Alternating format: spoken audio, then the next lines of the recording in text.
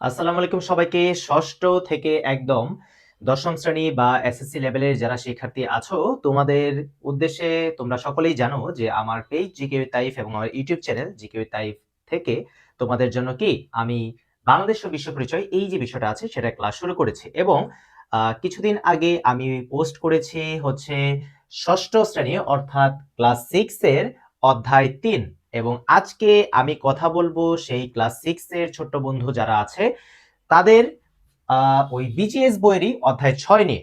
এবং এই অধ্যায় 6টা আমি একদম লাইন টু লাইন সুন্দর করে পড়িয়ে দিব, ভেঙে ভেঙে একদম গুছিয়ে তোমাদেরকে কি বুঝিয়ে দিব, যেন কি আমার এই ক্লাসটি করার পর তোমরা যখন বইটি একটু চোখ বুলাবে বা অধ্যায় 6টা যখন পড়বে তোমাদের কাছে যেন একবারে সবকিছু ক্লিয়ার হয়ে যায়। তাহলে চলো আমরা আর দেরি না করে শুরু করে ফেলি। দেখো, আমাদের এই যে ষষ্ঠ অধ্যায় কি বাংলাদেশের পরিবেশ, মানে আমাদের দেশের পরিবেশটা কেমন সেটা নিয়ে আমরা আজকে জানবো। আচ্ছা, মানুষ নিজস্ব পরিবেশে বাস করে। আচ্ছা, মানুষ তার নিজস্ব বা নিজের পরিবেশে বাস করে। পরিবেশের প্রাকৃতিক উপাদান দ্বারা মানুষ প্রভাবিত হয়, মানে কি আমাদের ন্যাচারাল যে রিসোর্স গুলো আছে আমাদের আশেপাশে, যেগুলো কি প্রাকৃতিক ভাবে, মানে মানুষের সৃষ্ট না, একদম প্রকৃতি থেকে বা আল্লাহ বা সৃষ্টিকর্তা প্রদত্ত যে বিষয়গুলো আছে সেগুলো দ্বারা কি প্রভাবিত হয়। আচ্ছা, সভ্যতার ধারাবাহিক পরিবর্তনে পরিবেশ ও মানুষের সম্পর্কের মধ্যে পরিবর্তন এসেছে। আচ্ছা, পরিবেশের এবং মানুষের সম্পর্কের মধ্যে মানে একটা যে রিলেশন, এর মধ্যে কি অনেক পরিবর্তন আসছে, চেঞ্জেস আসছে। একটা সময় কি মানুষ কোদাল, লাঙল এগুলো দিয়ে কাজ করতে, এখন ট্রাক্টর দিয়ে কাজ করে, এরকম বিষয়টা। মানুষের বিভিন্ন কর্মকাণ্ডের ফলস্বরূপ পরিবেশগত বিভিন্ন সমস্যার উদ্ভব হয়েছে। আচ্ছা, মানুষের এসব বিভিন্ন কাজে নানা ধরনের পরিবর্তন করে পরিবেশের কি বিভিন্ন চেঞ্জ আসছে, অনেক কিছু নতুন নতুন জিনিস কি উদ্ভব হয়েছে, তৈরি হয়েছে। এই পরিবেশও ভারসাম্য হারাচ্ছে। পরিবেশটা কি এখন তার আগের মতো নাই। যেখানে দেখা যাচ্ছে আগে অনেক গাছপালা ছিল, ঠিক আছে, সেখানে এখন কি রাস্তাঘাট হয়ে গিয়েছে, দালান কোঠা হয়ে গিয়েছে, ঠিক আছে। এই পরিবেশের ভারসাম্য রক্ষার্থে আমাদের পরিবেশগত সমস্যার প্রতিরোধে অনেক কিছু করণীয় রয়েছে। তো আমাদের যে করণীয় এগুলো আছে বা যে কাজগুলো আছে আমরা সেটা নিয়ে কি আজকে একটু জানবো। আচ্ছা, পাঠ 1 বলছে মানুষ ও পরিবেশ, ঠিক আছে। মানুষ নিজস্ব পরিবেশে জীবনযাপন করে, ওকে। তার জীবন পরিবেশের প্রাকৃতিক উপাদান দ্বারা প্রভাবিত হয়। আচ্ছা, প্রকৃতির 4টি মূল উপাদান হলো মাটি, পানি, বায়ু আর আলো। আচ্ছা, তাহলে এই যে একটা গুরুত্বপূর্ণ বিষয় আমরা পেয়ে গেলাম যে প্রকৃতির উপাদান কয়টি, ঠিক আছে। একটা প্রশ্ন কি পেলাম যে প্রকৃতির উপাদান হচ্ছে 4টি। এটা একদম আমরা সেই ছোটবেলা থেকে পড়ে আসি, তাই না, যে প্রকৃতির উপাদান কয়টি, 4টি। কি কি? একটা হচ্ছে মাটি, হুম, তারপর হচ্ছে পানি, দেন হচ্ছে বায়ু, আর হচ্ছে কি আলো। মাটি, পানি, বায়ু আর হচ্ছে আলো। এই যে 4টা বিষয়, এই যে 4টা বিষয় প্রকৃতির উপাদান। এগুলো কি, এগুলো ছাড়া কিন্তু আমরা কোনো কিছু করতে পারবো না। আমার মাটিতে কি চাষাবাদ করতে হবে, আমি পানি না খেয়ে কি বাঁচতে পারবো, পারবো না। শ্বাস প্রশ্বাস নিচ্ছি, এই যে বায়ু, ঠিক আছে। তারপর আলো, আলো সাজে তো কোনো কিছু আমি দেখতে পারবো না, কোনো কাজ করতে পারবো না অন্ধকারে। সো এই 4টা বিষয় কিন্তু আমাদের অবশ্যই লাগবে। আচ্ছা, আলো তাপের প্রধান উৎস হলো সূর্য। এটা কিন্তু খুবই গুরুত্বপূর্ণ যে আলো বা তাপ, এই আলো বা তাপ এটার প্রধান উৎস। প্রধান উৎসটা কি? প্রধান উৎস হচ্ছে সূর্য, মানে মেইন সোর্স, যেটা যেখান থেকে আমরা এটা পাচ্ছি। এই আচ্ছা, মাটির উপর জন্মানো গাছপালা পানি, বায়ু, তাপ ও আলোর সাহায্যে বেড়ে ওঠে। ওই তো সালোক সংশ্লেষণ প্রক্রিয়া, যেটা তোমরা বিজ্ঞানে পড়ে থাকো। এসবের উপর নির্ভর করে পৃথিবীতে মানুষের বসতি কি সম্পন্ন হয়েছে, মানে বসতি সম্পন্ন হয়েছে বা উদ্ভব হয়েছে। আচ্ছা, সৃষ্টির শুরুতে মানুষ প্রকৃতির উপর বেশি নির্ভরশীল ছিল। তাহলে প্রশ্ন আসতে পারে, মানুষ প্রকৃতির উপর কখন নির্ভরশীল ছিল? সৃষ্টির শুরুতে। বা সৃষ্টির শুরুতে কিসের উপর নির্ভরশীল ছিল? প্রকৃতির উপর। জীবন ধারণের জন্য প্রকৃতি থেকেই সে সবকিছু সংগ্রহ করেছে, ওকে। ঘরবাড়ি তৈরিতে প্রকৃতি থেকে প্রয়োজনীয় উপাদান নির্বাচন করেছে। মাটিকে সে উৎপাদনের প্রধান ক্ষেত্র হিসেবে ব্যবহার করা হয়েছে। তাহলে এই যে আমরা চাষাবাদ করব, চাষাবাদ করতে কি এই যে আমাদের যে মাটি, সে মাটিটা কিন্তু আমাদের লাগবে, ওকে। মাটির উর্বরা শক্তি হ্রাস বৃদ্ধি হয়, ক্ষয় হয়, তাতে যে খনিজ সম্পদ রয়েছে সেগুলো হ্রাস পায়।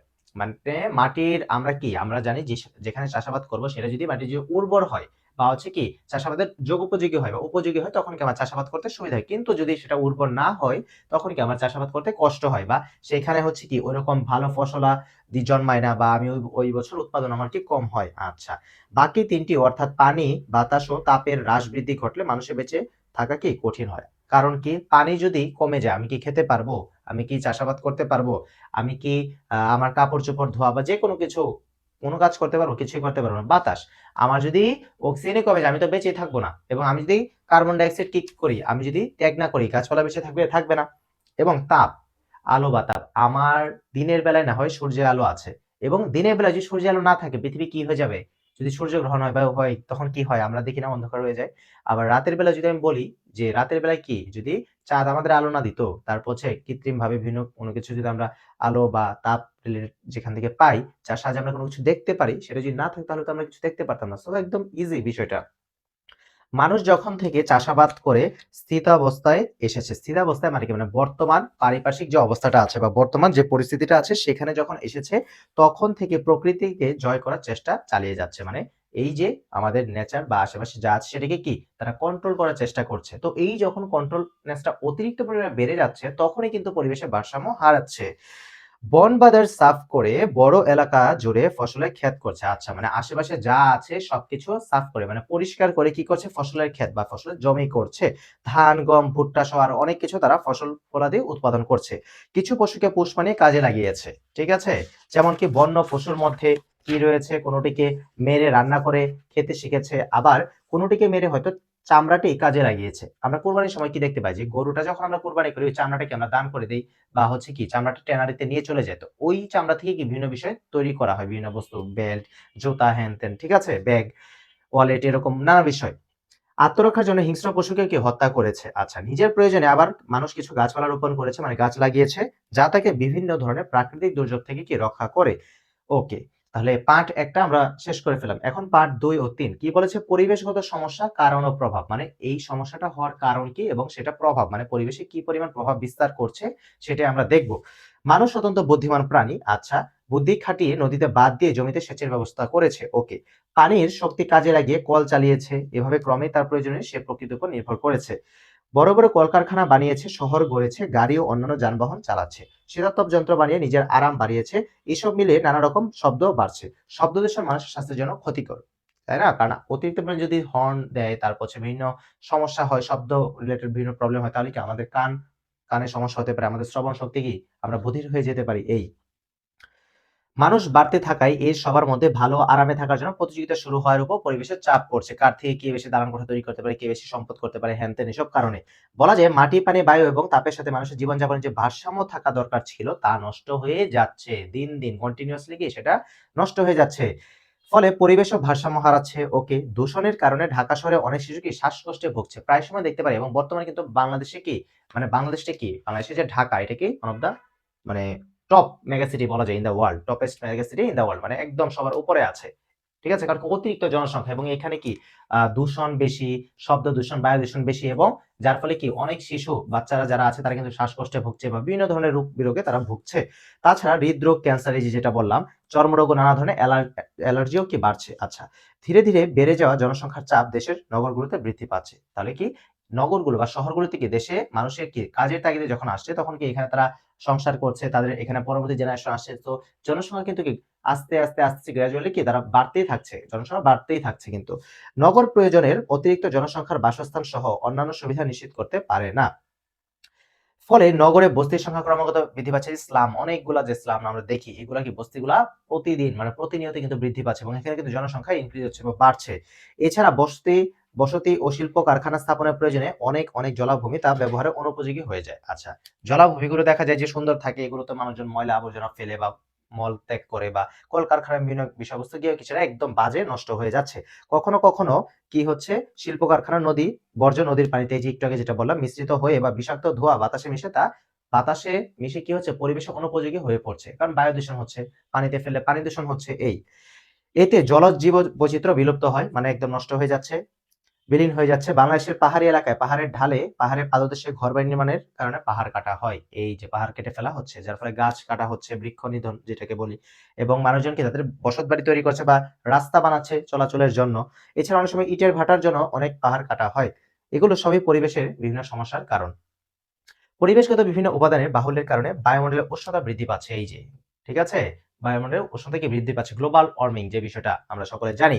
বৈশ্বিক উষ্ণায়নের ফলে এই যে সমুদ্রের পানির উচ্চতা কি আস্তে আস্তে বৃদ্ধি পাচ্ছে, কারণ কি যে বরফগুলো গলে যাচ্ছে, বরফ গলে যাওয়ার কারণে কি পানির উচ্চতাও কি বৃদ্ধি পাচ্ছে, এবং যে উপকূলবর্তী অঞ্চলগুলো আছে তখন সেখানে পানি আছড়ে পড়ে এবং মানুষজনের অনেক ক্ষয়ক্ষতি হয়। এতে উপকূলীয় এলাকার অনেকে গৃহহীন হয়ে পরিবেশগত উদ্বাস্তু হয়ে যাচ্ছে, মানে কি একদম গৃহহীন হয়ে যাচ্ছে, পরিবারহীন হয়ে যাচ্ছে, বিলীন হয়ে যাচ্ছে। ঠিক আছে, একই জমি বারবার চাষ করার ফলে জমির স্বাভাবিক উর্বর শক্তি কমে যাচ্ছে। এখন মানুষ ভূমিতে জৈব সার ছাড়াও রাসায়নিক সার দিচ্ছে। সার তৈরি এবং কাপড়, ঔষধ, নানা সরঞ্জাম সহ মানুষের বিপুল চাহিদা মেটাতে বেড়ে চলছে কি কলকারখানা। এই কলকারখানার বিভিন্ন বর্জ্য কি আবার পানিতে পড়ছে, বায়ুটা কি বাতাসে কি একদম মিশে সবকিছু কি দূষণ করে ফেলছে। এগুলো থেকে কালো ধোঁয়া, বিষাক্ত গ্যাস আর যে বর্জ্য বেরিয়েছে তা পানীয় বায়ুকে দূষিত করছে। দেখো যা আমি একটু পর রিডিং পড়ি তা কিন্তু আগে আমি তোমাকে এক্সপ্লেন করে দিচ্ছি। সো তাছাড়া এর প্রভাবে তাপমাত্রা বেড়ে যাচ্ছে, তাপ বেড়ে যাওয়ার কারণে জলবায়ু ভারসাম্যহীন হয়ে পড়ছে। ঠিক আছে, এর ফলে অতিবৃষ্টি, খরা, ঝড়, বন্যা হচ্ছে।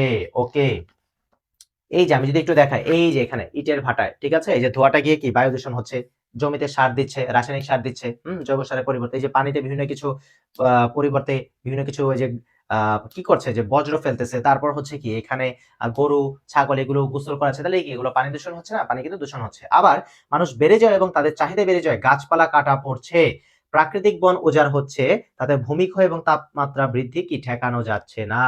এমনকি এসবের ফলে সূর্যের ক্ষতিকর অতি বেগুনি রশ্মি যেটা, ঠিক আছে, আলট্রা ভায়োলেট রে বা অতি বেগুনি রশ্মি, সেটাও কি পৃথিবীর মহাকাশে যে ওজোন স্তর আছে তাও কি ছিদ্র করে একদম ভিতরে কি প্রবেশ করছে, ছিদ্র করে ফেলছে।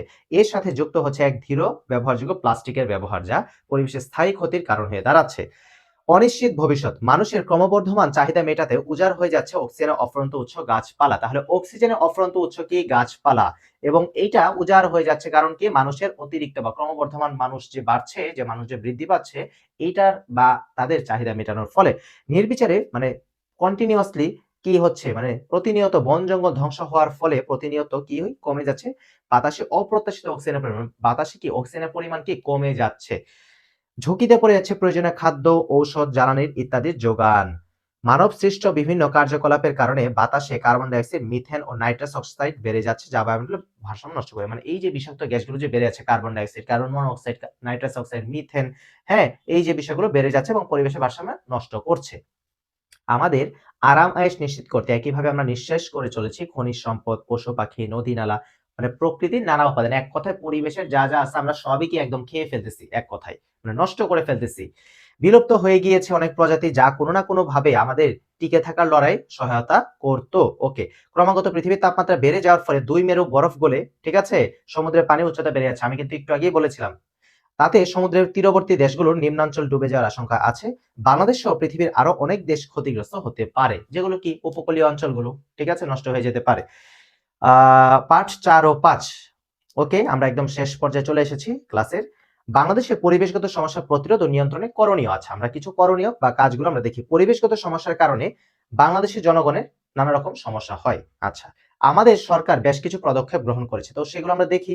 এই বিষয়ে জাতিসংঘ থেকে অনেক উদ্যোগ নেওয়া হয়েছে, ইউনাইটেড নেশন বা ইউএন থেকে। আমাদের সবারই এমনকি শিশুদের এই বিষয়ে সচেতন হতে হবে। আমাদের মনে রাখতে হবে আমরা এক, অযথা গাছ কাটবো না। একবার ব্যবহারযোগ্য প্লাস্টিক ব্যবহার কি বন্ধ করব। ওকে, রিসাইক্লিং শুরু করবো, মানে কি পুনর্ব্যবহার, এই বিষয়টাই যেন আবার কি আমরা বজ্র ভাবে সেটা ফেলে না দিয়ে শিখি, সেটা আমরা যেন আবার পুনর্ব্যবহার করতে পারি। যেখানে সেখানে ময়লা ফেলবো না। ওকে, যেসব গাড়ি থেকে কালো ধোঁয়া বের হয় সেগুলো চলাচল বন্ধ করবো, মানে ইকো ফ্রেন্ডলি আমরা কি বিভিন্ন যানবাহনকে চালু করতে পারি।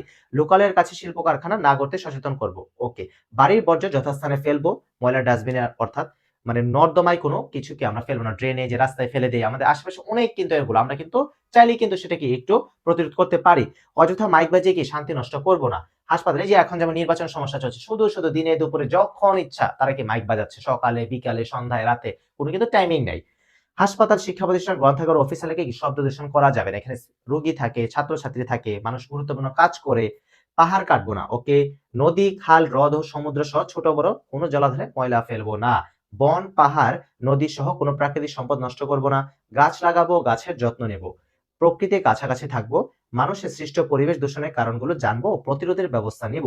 উন্নয়নমূলক কাজে প্রকৃতি ও পরিবেশের ভারসাম্য রক্ষাকে অগ্রাধিকার দেব, মানে প্রাধান্য দিব আমরা। নিজের খাবার, পোশাক ও অন্যান্য জিনিস নির্বাচন ও ব্যবহারে পরিবেশের ভারসাম্যের কথাকে বিবেচনা করব। তাহলে কি খুব কঠিন কি লাগলো? চ্যাপ্টারটা কিন্তু খুবই সহজ। তাহলে আমরা কি করে ফেললাম যে অলরেডি তোমাদের যারা ক্লাস 6 এ আছো, ছোট বন্ধুরা, ক্লাস 6 এর বা ষষ্ঠ শ্রেণীর ছোট বন্ধু তোমরা যারা আছো, তোমাদের কিন্তু কি আমরা অলরেডি দুইটা চ্যাপ্টার কিন্তু কি আমরা শেষ করে ফেললাম তোমাদের, তাই না? যে একটা কি 3 নম্বর চ্যাপ্টার আমাদের শেষ, বাংলাদেশের সংস্কৃতি ও সমাজ, এবং আজকে শেষ হয়ে গেল কি 6 নম্বর চ্যাপ্টার, বাংলাদেশের পরিবেশ। তাহলে টোটাল 8টা চ্যাপ্টারের মধ্যে অলরেডি আমরা দুইটা পড়ে ফেলছি, ঠিক আছে? সো এই তো গেল 6 এর কথা, তাহলে আমরা আবার হচ্ছে কি কিছুদিন পর আবার তোমাদের অন্যান্য চ্যাপ্টারগুলো যে আছে সেগুলো পড়াবো, মানে সহজ যে চ্যাপ্টারগুলো, ছোট ছোট যে চ্যাপ্টারগুলো আছে আমি সেগুলো আগে তোমাদেরকে পড়িয়ে দিচ্ছি। হয়তো তোমাদের স্কুলে এখন অন্য চ্যাপ্টারগুলো থাকছে, বা আমি যেগুলো পড়াচ্ছি এগুলো থাকছে না, বা আমার এগুলোর মধ্যে একটা দুইটা থাকছে, কিন্তু তোমাকে আমি সহজগুলো আগে পড়িয়ে ফেলছি। তারপর কি তোমাকে আস্তে আস্তে যেগুলো বিশ্লেষণ করতে হবে, যেগুলো তোমার কাছে কঠিন মনে হয়, ব্যাখ্যা করে তোমাকে পড়াতে হবে, সেগুলো আমি তোমাকে পড়াবো। সো ক্লাস 6 এর এই তো 2টা অধ্যায় শেষ করলাম। এখন তোমরা যারা মানে ষষ্ঠ শ্রেণীতে আছো বা ক্লাস 6 এ আছো, তোমাদের বড় ভাই আছে, বড় বোন আছে, বা তোমাদের যাদের পরিচিত, বা আপনারা যারা গার্ডিয়ানরা এই ক্লাসটা দেখছেন, বা আপনারা যারা এখানে আমার চাকরি প্রত্যাশী এবং অ্যাডমিশন পরীক্ষার্থী যারা আছেন আমার এই পেজে, তারা আপনাদের যে ছোট ভাই বোন আছে তাদেরকে জানিয়ে দিন, যারা 7 8 9 10 এ পড়ে বা 6 এ পড়ে, তারা যেন এই আমার পেজে এবং ইউটিউব চ্যানেলে কি ক্লাসগুলো করে। সো আগামী যেই ক্লাসটা নিয়ে আমি আসবো সেটা হচ্ছে ক্লাস 7 এর, মানে সপ্তম শ্রেণীর। মানে আমি এরকম একটা প্ল্যান করেছি যে প্রথমে কি দুইটা দুইটা করে চ্যাপ্টার শেষ করবো। আমি ক্লাস 6 এর দুইটা চ্যাপ্টার শেষ করব, আমি ক্লাস 7 এর দুইটা চ্যাপ্টার শেষ করব, আমি ক্লাস 8 এর দুইটা চ্যাপ্টার শেষ করব, 9 10 তো একটা বই, সো ওইটার দুইটা চ্যাপ্টার শেষ করব, তারপর আবার আমি ক্লাস 6 এর এখানে আসবো। এভাবে আমি কি মানে ঘুরবো আর কি। কারণ শুধু যদি 6 7 8 9 10 একটার ক্লাসেরই করাই সবকিছু, তাহলে কিন্তু দেখা যাবে কি অন্যরা পিছিয়ে পড়ছে। সো এইটা করব যে ক্লাস 6 এর দুইটা অধ্যায়, 7 এর দুইটা অধ্যায়, ঠিক আছে? তারপর হচ্ছে কি 8 এর দুইটা অধ্যায়, নবম দশমের দুইটা অধ্যায়, এভাবে শেষ করে আমি আবার কি কন্টিনিউয়াসলি কি ঘুরবো।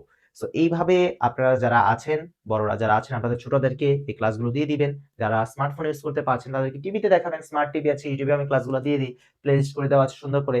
সো এইভাবে যদি বিজিএসটা তোমরা যারা ছোট্ট বন্ধুরা আছো, তোমরা যদি সুন্দর করে পড়ো, বা যাদের কাছে ভিডিওটা পৌঁছে যাচ্ছে, তোমরা যদি সুন্দর করে দেখো, তোমরা যখন এই ক্লাসটা করার পর আমার এই ক্লাস করার পর যখন তুমি বইটা পড়বা, তখন তোমার কাছে একদম সব ইজি লাগবে।